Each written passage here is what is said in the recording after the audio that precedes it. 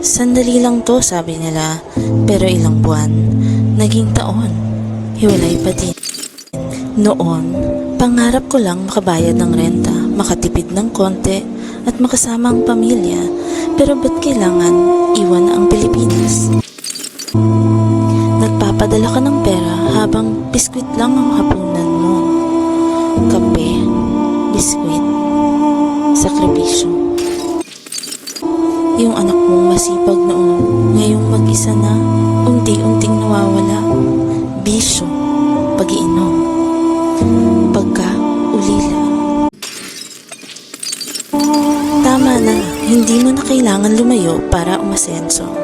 Dahil kahit mahirap, dito may pag-asa. Dito na ako, isang kilusan para sa mga Pilipinong gustong magtagumpay ng hindi nangungulila. Real stories, real tools, real hope. Dahil ang pag-asa